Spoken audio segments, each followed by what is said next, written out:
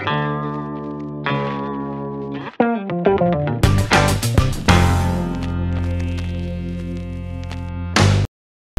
minggu kedua, kita masih di tema bulan ini, bulan apa ini? Bulan Oktober. Obedience to be new habit. Sebuah ketaatan untuk membangun kita untuk memiliki satu kebiasaan yang baru gitu. Maaf, saya terpana dengan fotonya Yosia, jadi gue pindahin dulu ke muka gue. Oke, sedap. Lah kan kayak senyumin gue gitu, kayak gini terus gitu. kayak perhatian banget gitu. Berasa diplototin ya? Iya, kayak gini. Shalom semuanya. Iya, kayak gitu mukanya kayak gitu. Gitu. Ya, ini minggu kedua, gue kasih judul khotbah gue minggu ini. Biasanya kalau gue kasih judul khotbah gue tuh karena ada sesuatu yang penting. Jadi udah berapa minggu gue kasih judul terus, berarti penting semua ya. Oke, nggak lucu. Judul hari ini adalah keputusan untuk hidup baru. Orang Kristen banyak mengartikan kalau setelah dibaptis itu namanya lahir baru. Dan kita tahu lahir aja nggak cukup kan. Percuma lahir kalau nggak hidup. Kelahirannya jadi kayak nggak membawa apa-apa gitu, karena nggak hidup. Nah, karena itu kita harus hidup juga. Jadi banyak orang juga yang berandalan atau gimana gitu kan, suka teriak-teriak, ayo kita harus berani mati gitu. Berani mati gampang gitu, berani mati gampang banget. Tapi berani hidup nggak? Hidup untuk mempertanggungjawabkan apa yang kita omongin, mempertanggungjawabkan apa yang kita lakukan. Berani hidup nggak? Karena kebanyakan orang yang berani mati itu kalau berbuat kesalahan kabur. Semua dari kita pasti punya masa lalu kan. Entah masa lalu yang suram atau masa lalu yang bahagia. Semua pasti punya masa lalu. Nggak mungkin tiba-tiba gua tanya sekarang si Hansel, nggak tahu dia baru aja lahir nih 2 menit yang lalu. Kan nggak mungkin gitu. Udah segede gini kan nggak mungkin. Pasti ada masa lalunya. Waktu lahir, digendong, disusuin, dikasih makan, belajar ngerangkak, guling-gulingan, bikin masalah di rumah, pasti ada lah ada masa lalunya gitu. Tapi suka nggak suka, masa lalu itu udah jadi bagian dari hidup kita. Masa lalu yang suram atau masa lalu yang bahagia itu sudah jadi bagian dari hidup kita, tapi sudah berlalu gitu. Tapi itu bagian dari hidup kita. Kita ada sekarang sedikit banyak ya karena sudah melewati masa lalu itu gitu. Dulu mungkin kita adalah orang-orang yang suka membanggakan sesuatu yang fana, atau bisa juga membanggakan sesuatu yang salah. Kita bisa membanggakan harta kita di masa lalu. Bisa lu banggain dah dulu, waduh gua dulu mah kaya banget, gua tajir banget. Harta bokap gua itu berlaku untuk sampai 7 turunan. Terus kenapa lu miskin? Gua keturunan ke-8 gitu. Itu sebabnya harta bendanya tidak berlaku gitu ya. Nasib banget.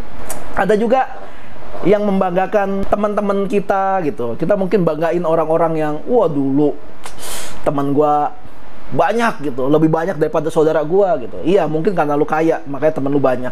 Masa lalu kita yang kita banggain juga salah satunya mungkin yang menurut kita itu luar biasa. Masa lalu kita mungkin nggak sengaja jadi juara, mungkin nggak sengaja jadi hero gitu, nggak sengaja nolongin nenek-nenek nyebrang gitu. Kita banggain terus.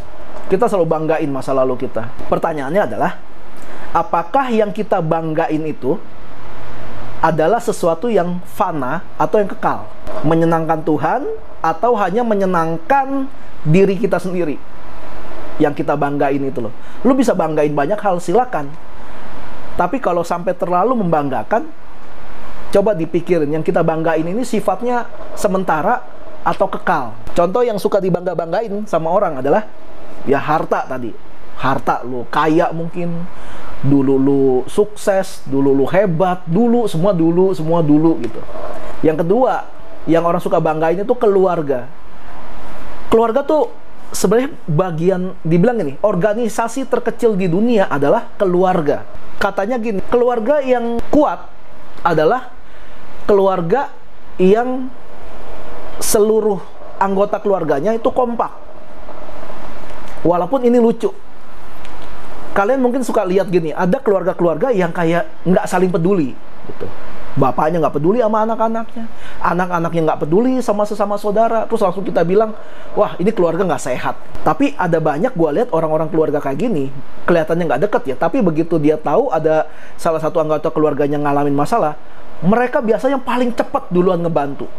Di sisi lain, gue pernah ngeliat juga ada keluarga-keluarga yang kita lihat tuh harmonis banget, kompak banget, pokoknya kayak wah mereka tuh selalu bersama gitu, selalu bahagia, mereka selalu bareng-bareng gitu kemana-mana. Tapi di sisi lain keluarga yang kompak ini suka ngejelek-jelekin keluarga yang lain. Jadi mereka tuh kompaknya agak-agak hanya untuk mereka aja, tapi untuk orang lain mereka nggak bakal kompak. Yang dibanggain tuh ada juga pasangannya. Kalau belum nikah ya pacarnya dibangga-banggain, terus gila pacar gue tiap kali datang kalau nggak bawa martabak bawa sate gitu. Atau suami atau istri gitu dibangga-banggain, dulu dibangga-banggain gitu. Waduh, dulu bini gue langsing gitu. Sekarang langsung gitu. Suami gue dulu wah keren, sekarang tambah keren gitu ya. Kalau suami harus gue bela gitu. Kalau suami harus gue bela. Atau kalian banggain prestasi gitu. Dulu juara kelas, dulu juara kampung, dulu semuanya dulu gitu loh. Kebanggaan di masa lalu biarlah tetap di masa lalu. Bagus kalau kebanggaan itu masih eksis sampai sekarang. Tapi kalau kebanggaan itu udah nggak eksis lagi, jangan stuck di situ. Move on. Kalau kebanggaan atau sesuatu yang kita banggain sudah enggak lagi bisa kita banggain, jangan stuck di situ, jangan menyesali gitu, jangan dipikirin, aduh dulu tuh gua tuh kayak gini, kenapa sekarang begini gitu. Jangan stuck di situ, move on. Sesuatu yang tidak membangun nggak usah terlalu dipertahanin. Kita buka di Filipi pasal 3. Kita mulai dari ayat 7 sampai 8 dulu. Tetapi apa yang dahulu merupakan keuntungan bagiku, sekarang ku anggap rugi karena Kristus. Malahan segala sesuatu ku anggap rugi karena pengenalan akan Kristus Yesus Tuhanku lebih mulia daripada semuanya. Oleh karena dialah aku telah melepas semuanya itu dan menganggapnya sampah supaya aku memperoleh Kristus. Yang ngomong ini Rasul Paulus. Rasul Paulus itu bukan orang sembarangan, bukan rakyat jelata, bukan orang miskin. Dia pendidikannya tuh mungkin udah MTH gitu, udah master teologi. Orang kaya, kewarganegaraannya aja nggak cuma satu. Kewarganegaraannya kalau nggak salah setidaknya 2 lah. Dia warga negara Israel tapi juga warga negara Roma. Nah warga negara Romanya dia dapetin dengan cara dia beli. Jadi tajir banget dia. Dia berani bilang gitu, semuanya itu dianggap sampah karena pengenalan akan Kristus, dan dia buang itu supaya dia bisa memperoleh Kristus. Orang yang bisa menganggap Yesus sebagai yang utama untuk dirinya pasti nggak ragu untuk melepas segala hal yang dia banggain sebelumnya untuk Kristus. Misalnya gini, dulu ketika kalian merasa paling pinter tentang sesuatu dan kalian selalu bangga-banggain kepintaran kalian, bahkan suka adu kepintaran dengan orang, dan nggak sedikit ada orang yang suka adu kepintaran hanya untuk menunjukkan kalau lawannya itu lebih bodoh dari dia. Dia puas ketika lawannya mengalami kekalahan. Dulu gua sama abang gua nih punya kebiasaan yang agak aneh gitu. Gua dan abang gua yang, jadi gua anak ketiga. Jadi anak kedua ini, abang gua berarti ya, dia itu punya kebiasaan nggak mau kalah. Suatu hari gua ngedumel tentang hidup gua sama dia. Lu orang mah enak lah, ulang tahun masih dirayain. Gua nggak pernah. Out of the record nih, gua nggak pernah dirayain ulang tahunnya sama sekali sama orang tua gua. Dari kecil sampai gede nggak pernah sama sekali. Gua ngomong kayak gitu ke abang gua, dan abang gua bilang gini, apaan? Lu masih dirayain? Waktu umur lu 1 tahun katanya. 1 tahun gue inget apa? Abang gue yang paling tua umur 17 tahun masih dirayain. Adek gue sampai umur berapa gitu dia masih dirayain. Ada gue juga. Dan gue nggak pernah diinget gitu. Gue nggak pernah gitu loh. Nggak pernah dirayain ulang tahunnya. Yang inget malah orang-orang lain gitu. Teman-teman sekolah, teman gereja inget. Terus gue ngomong kayak gitu, dia bilang, alah lu masih mending nih gua gitu. Mulai adu-aduan gitu. Terus ketika dia ngadu, nih gua kayak gini, terus gua bales lagi, ah lu baru kayak itu, gua tuh kayak begini. Jadi kita berdua saling adu menderita. Siapa yang paling menderita di antara kita berdua? Dan gue bingung bangganya apa gitu. Pas udah gede sempat terjadi lagi kayak gitu. Terus waktu itu gue sadar, gue stop aja lah, males gue. Ngapain dia adu menderita ya? Lu baru kayak gitu, nih gue nih. Lu baru gitu nih gue. Ya buat apa ya? Jadi ada orang yang suka ngadu-ngadu gitu. Tapi setelah kalian mengalami perjumpaan dengan Kristus, kalian nggak lagi kayak gitu harusnya. Justru kalian memakai kepintaran kalian untuk membantu orang lain dan menunjukkan karakter Kristus dan buah roh dalam hidup kalian. Kalau kalian ngerasa kalian sudah punya Kristus dalam diri kalian, kalian pasti akan nunjukin karakter Kristus dan kalian akan menghasilkan buah roh. Jadi kalau kalian nggak punya kasih, nggak punya pengendalian diri, nggak punya damai sejahtera, apalagi itu 9 buah roh. Itu kalau nggak punya seitu, gua meragukan kalau hidupnya tuh ada Kristus, kalau hidupnya ada Roh Kudus. Kalau nggak punya. Kalau nggak pernah, kita nggak pernah lihat nih kayak gitu deh. Contoh ya, pengendalian diri. Disinggung dikit, ditegur dikit, langsung berusaha untuk ngebela diri. Nah itu nggak ada pengendalian diri. Kasih, dia tahu orang terluka karena kata-katanya, ketimbang dia minta maaf, dia akan terus membela diri dengan bilang, lagian lu sih kayak gitu. Damai sejahtera, dia kayak nggak tenang. Sebelum orang yang bikin dia kesel, dia babat gitu loh. Ada gitu. Jadi kalau kita lihat, ini Kristen nih kayaknya, atau mungkin dia senior nih, atau dia pendeta nih, tapi kita lihat kelakuannya kayak gitu, gue meragukan dia punya Kristus dalam hidupnya. Contoh lain gini, dulu kalian mungkin banggain banget prestasi kalian, tapi setelah mengalami perjumpaan dengan Kristus, kalian sadar kalau prestasi kalian itu nggak ada apa-apanya dibanding dengan hikmat Kristus. Kalau kalian punya Kristus dalam diri kalian, ketimbang kalian ngadu-ngadu prestasi, kalian akan berbagi kebahagiaan karena prestasi kalian. Kalian bantu orang yang kalian lihat, ini orang kayaknya gagal, terus kalian akan bantu orang ini untuk mencapai suatu prestasi. Apalagi untuk mereka yang emang bener-bener nggak ada prestasi dari dulu. Prestasinya apa? Nggak ada, ya cuma anak yang baik aja gitu, tapi nggak pernah ada sesuatu yang meningkat dari hidupnya. Dan kita bantu mereka, bantu orang ini untuk bisa mencapai satu, ada prestasi yang bisa dia ceritain gitu loh, ada prestasi yang bisa dia banggain. Kita lanjut di Filipi 3 tadi ayat 9, dan berada di dalam Dia bukan dengan kebenaranku sendiri karena mentaati hukum Taurat, melainkan dengan kebenaran karena kepercayaan kepada Kristus, yaitu kebenaran yang Allah anugerahkan berdasarkan kepercayaan. Kita harusnya paham semua ketaatan kita pada aturan-aturan agamawi tidak akan menjamin kita benar di mata Tuhan. Sekali lagi ya, ketaatan kita terhadap aturan-aturan agamawi itu tidak menjamin kita benar di mata Tuhan. Lalu kalau nggak menjamin, berarti kita nggak usah taat dong sama aturan agama. Ikut aturan aja nggak menjamin, apalagi nggak ikut. Maksudnya adalah gini, kalau kita jalanin semua aturan agama, tapi nggak ada kebenaran Kristus di dalam hidup kita, itu semua jadi percuma. Jadi sayang gitu loh. Kita mengikuti aturan-aturan agama jangan karena supaya kita dinilai baik sama manusia. Karena dinilai baik sama manusia itu sifatnya sementara dan kadang menipu. Ada manusia-manusia menilai kita baik, muji-muji kita baik, padahal ada maksud tersembunyi di situ. Harusnya kita mengikuti aturan agama karena kita mencintai Tuhan. Bukan supaya dinilai baik sama manusia, tapi karena Tuhan sudah baik sama kita. Gue akan kasih bukti nih, kenapa kita tetap harus mentaati peraturan agama, walaupun tidak menjamin aturan agama itu membuat kita berkenan di hadapan Tuhan. Ini nggak usah buka, nggak apa-apa. Matius 5 ayat 20 itu bilang gini, Yesus yang ngomong, maka aku berkata kepadamu, jika hidup keagamaanmu tidak lebih benar daripada hidup keagamaan ahli-ahli Taurat, pendeta gitu, Dan orang-orang Farisi, orang-orang STT, sesungguhnya kamu tidak akan masuk dalam kerajaan sorga.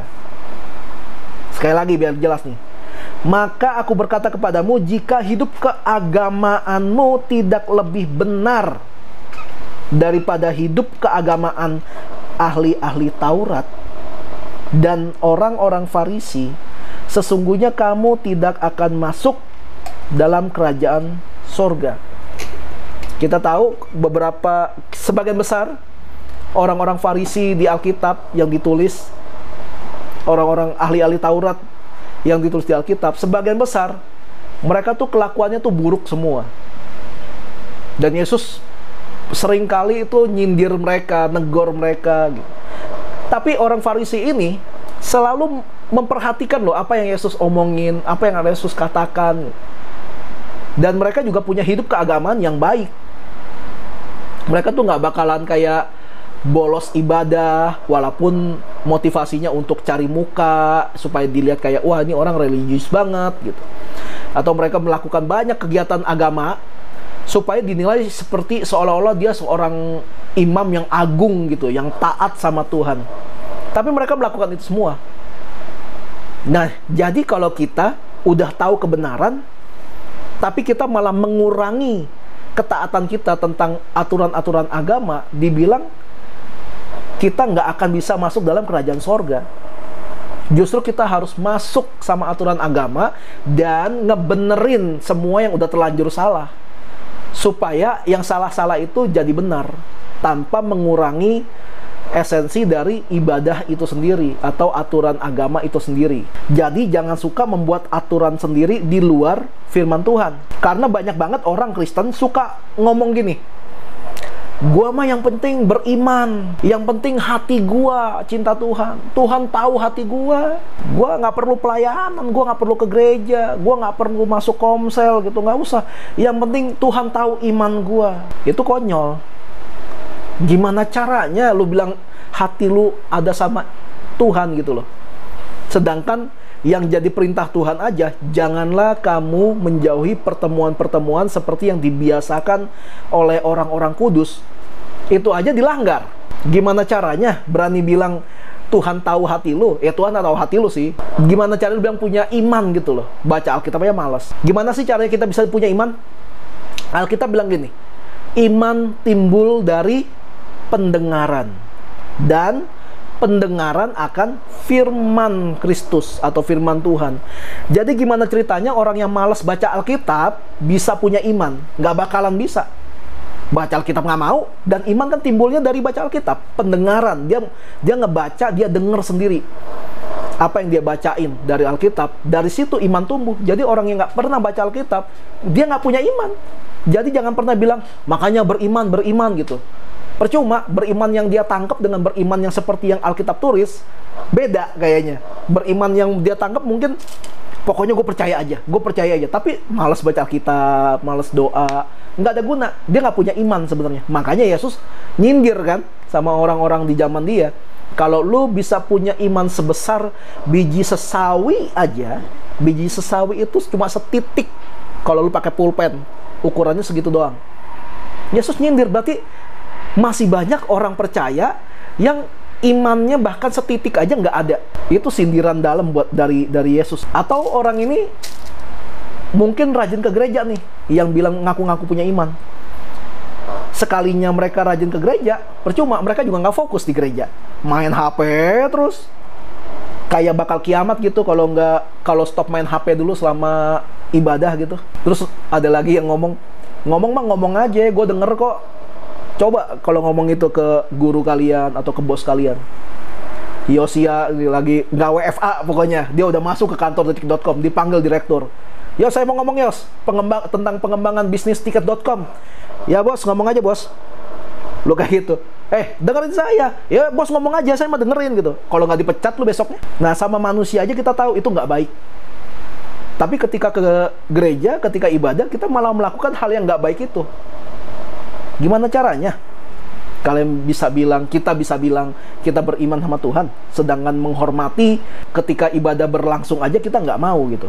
Kalau untuk manusia aja kita bisa lebih hormat daripada ketika untuk Tuhan, disitulah yang dibilang hidup keagamaanmu tidak lebih baik dari orang Farisi. Karena orang Farisi gak bakalan konsentrasinya ke yang lain, dia bakal perhatiin, walaupun tujuannya buat cari kesalahan orang yang khotbah gitu. Nyanyi, dia yang paling bergaya, paling baru intro dia udah angkat tangan kali, baru mulai masuk lirik pertama dia udah gemeteran kali gitu.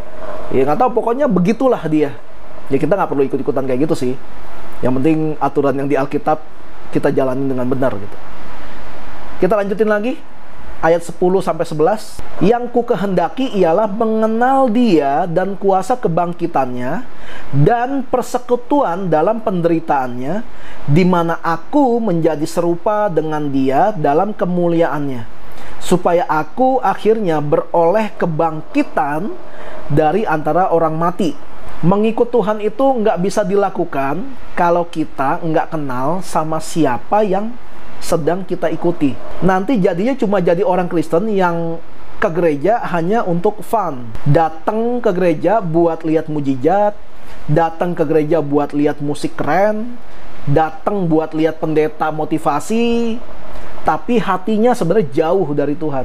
Kalau kita nggak kenal sama Yesus, kita nggak kenal sama Tuhan yang kita sembah, makanya kenapa banyak orang motivasi ke gereja tuh aneh-aneh gitu. AC-nya lebih dingin lah, lightingnya bagus lah, ibadahnya on time lah, semuanya dia bahas itu, tapi dia nggak pernah bahas soalnya Tuhan ngomong sama gua misalnya gitu di situ, atau tuh gua dapetin sesuatu yang bisa membangun iman gua ketika beribadah di situ gitu. Orang bisa menilai semua dari fisik, tapi yang di dalam ini orang kadang-kadang nggak pernah mau nilai. Kalau kita mau kenal Kristus, kenali Kristus lewat pembacaan Alkitab. Sadari kalau dia satu-satunya yang mampu bangkit sendiri dari kematian. Yesus nggak dibangkitkan loh, dia bangkit sendiri. Kalau kita baca di kitab-kitab lain, itu banyak terjadi kebangkitan-kebangkitan gitu dari kematian, tapi itu karena dibangkitin. Elia bangkitin seorang janda, Elisa juga bangkitin seorang janda, Lazarus dibangkitkan Yesus, siapa lagi? Banyak yang dibangkitin ini, yang dibangkit Yehezkiel juga bangkitin orang mati. Tapi yang mati ini nggak bangkit sendiri. Cuma Yesus yang bangkit sendiri. Dia mati, dia dibunuh, tapi dia bangkit sendiri. Kita bersekutu dalam penderitaannya. Difitnah, dibully, direndahin karena Kristus. Supaya kita jadi serupa dalam kematiannya. Serupa dengan kematian Kristus. Daging kita, ego kita itu dibunuh, tanda kutip. Mirip seperti Yesus mati karena mempertahankan kebenaran dari surga. Supaya apa? Supaya kita dibangkitkan jadi pribadi yang baru, yang hidupnya lebih bernilai. Karena ketika kita dibangkitkan kembali dalam baptisan itu, sebenarnya ketika kita dibangkitkan, Kristus hidup dalam diri kita. Lebih baik kita mati dalam kebenaran daripada mati karena penyesalan. Mati di sini bukan mati fisik ya, tapi mati kayak harapannya mati, kehidupannya mati. Orang yang nggak punya Kristus ketika harapannya mati, dia pasti kayak, aduh kenapa ini, kenapa gini, kehidupannya mati gitu. Kerjaannya, usahanya bangkrut, langsung kayak kiamat dia nggak bisa bangkit kalau orang nggak punya Kristus. Tapi orang punya Kristus, ketika dia dijegal atau dia dimusuhin karena dia percaya sama Kristus, dia akan tetap berpegang sama nilai-nilai Kristen, nilai-nilai Kristus, apa yang dia tahu dari Alkitab, dan dia akan berusaha bangkit. Mungkin dia akan jadi bangkit tanpa bantuan orang-orang yang ini, tapi Tuhan akan kirimkan orang-orang lain untuk membantu dia bangkit. Itu perbedaannya orang yang punya Kristus dengan orang yang nggak punya Kristus. Mungkin akan dibikin mati dulu, supaya egonya mati, kebanggaannya mati. Tapi abis itu ketika dia terus berusaha mencari Tuhan, dia akan dibangkitkan bersama-sama dengan Kristus. Lanjut ayat 12 sampai 14. Bukan seolah-olah aku telah memperoleh hal ini atau telah sempurna, melainkan aku mengejarnya. Kalau aku dapat juga menangkapnya. Karena aku pun telah ditangkap oleh Kristus Yesus. Saudara-saudara, aku sendiri tidak menganggap bahwa aku telah menangkapnya, tetapi ini yang kulakukan. Aku melupakan apa yang telah di belakangku dan mengarahkan diri kepada apa yang di hadapanku, dan berlari-lari pada tujuan untuk memperoleh hadiah, yaitu panggilan surgawi dari Allah dalam Kristus Yesus. Dikatakan hadiah. Hadiah untuk kita yang percaya dengan Kristus adalah panggilan surgawi. Itu sebuah hadiah.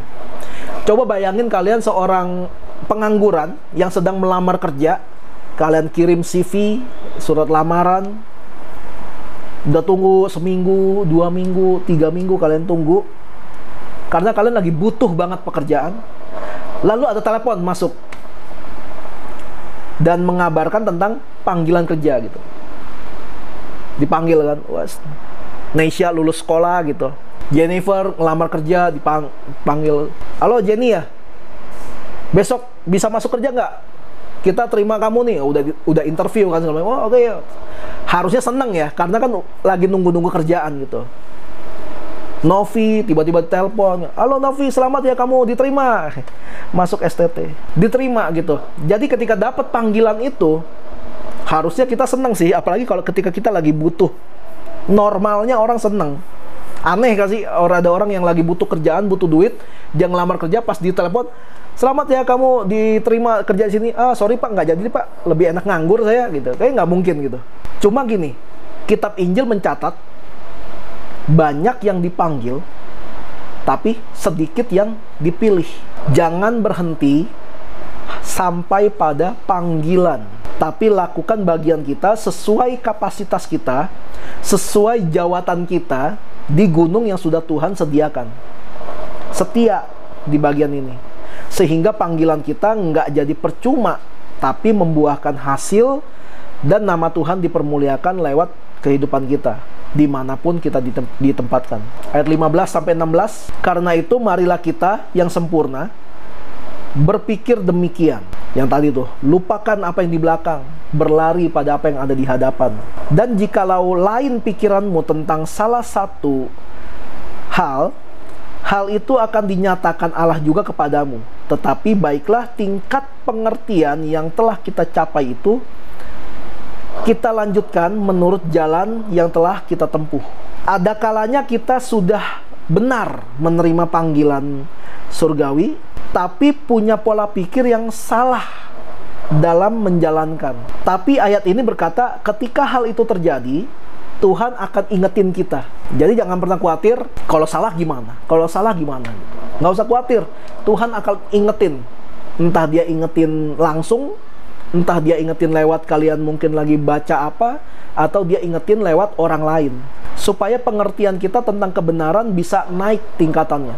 Kalau dulu kita cuma manut-manut aja apa yang diomongin di gereja, apa yang disampaikan di mimbar, kita mulai bisa berpikir dan menyelidiki kebenaran yang disampaikan itu. Gue khotbah sekarang nih, lo ngangguk-ngangguk aja gitu, coba cari bener nggak yang gue omongin.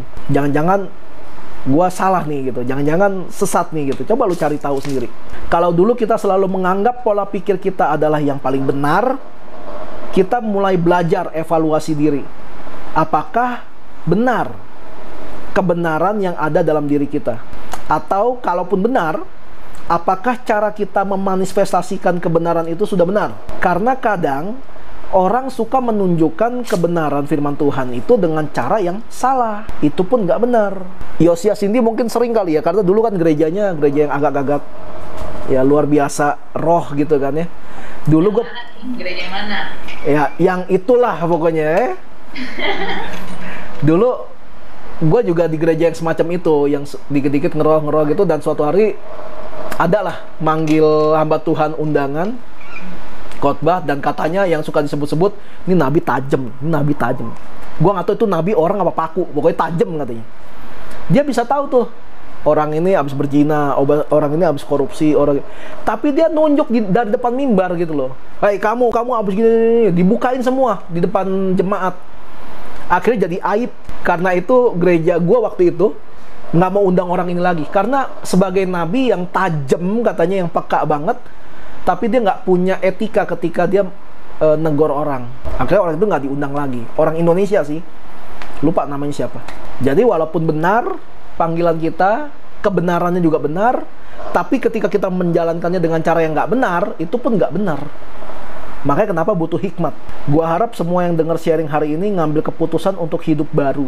Evaluasi diri tiap hari. Yang kita lakukan ini udah bener belum? Gua cuma khawatir gini loh. Jangan sampai gua udah bagiin firman Tuhan, udah selalu cari waktu buat sharing yang benar. Gua nyari-nyari referensi segala macam. Terus ketika Tuhan datang, gua sendiri malah ditolak. Itu yang gue khawatirin. Jangan sampai kalian juga ngerasa kayak, oh, nggak apa-apa, hidup gue baik-baik aja, hidup gue oke. Tapi ketika Tuhan datang, diterima apa ditolak, itu tergantung dari kehidupan pribadi kalian loh. Makanya kenapa evaluasi diri tiap hari. Karena masa lalu kita, itu bukan masa depan kita. Masa lalu tidak menjamin masa depan yang lebih baik. Tapi masa lalu memang bisa menentukan arah hidup kita, tergantung bagaimana kita memperlakukan masa lalu kita. Mau taruh di mana masa lalu kita? Taruh di depan atau taruh di belakang? Orang yang nyetir mobil, yang bisa nyetir mobil itu cuma lihat spion, itu sebentar doang. Ngelihat bentar, karena lihat ada kendaraan gak nih, lihat gitu doang. Karena emang nggak boleh kelamaan lihat spion, bisa kecelakaan. Harusnya kita memperlakukan masa lalu tuh kayak gitu, cuma sebagai pengingat aja. Dulu gue ngelakuin kesalahan ini, jangan sampai gue lakuin lagi. Jadi bukan untuk yang kayak, aduh dulu gue kenapa gitu, bego gue, sampai sekarang masih nyeselin. Jangan kayak gitu. Perlakukan masa lalu hanya kayak sebentar aja, buat pengingat aja gitu. Jangan jadiin masa lalu sebagai penentu masa depan. Kalau kalian masih stuck sama masa lalu sampai sekarang, ambil keputusan untuk hidup baru. Jangan dikendalikan sama masa lalu, tapi kendalikan masa lalu kalian, supaya masa depan kalian, kalau dulunya itu masa lalu kalian jelek, kalian bisa langsung segera evaluasi diri dan merubah diri kita yang sekarang, supaya masa depan kita bisa jadi lebih baik daripada masa lalu. Lupakan apa yang ada di belakang kita, arahkan diri kita pada apa yang ada di hadapan kita. Kita lagi menghadapi apa sekarang. Jangan nyangkut terus di masa lalu. Kalau Cindy stuck sama masa lalu dia, ketika dia melihat kenyataan anaknya yang sebelumnya ini harus digugurkan, orang nggak bakal ada sampai hari ini. Dia nyesel terus sampai hari ini. Kalau dia masih stuck sama masa lalu. Kalau gua masih stuck sama masa lalu gua sebagai anak yang enggak diinginkan di rumah, gua selalu dibilang-bilang anak boleh dikasih, bukan anak kandung. Gua selalu digituin. Kalau gua masih stuck sama itu, nggak bakalan gua bisa ngertiin kalian. Nggak bakalan bisa kasih nasihat tentang keluarga buat kalian. Nggak, justru gua nggak mau stuck di situ. Gua mau lakukan sesuatu yang bisa membangun diri gua lagi. Hidup kita bukan untuk kita lagi, tapi Kristus yang hidup dalam kita untuk kemuliaan nama Tuhan. Amin.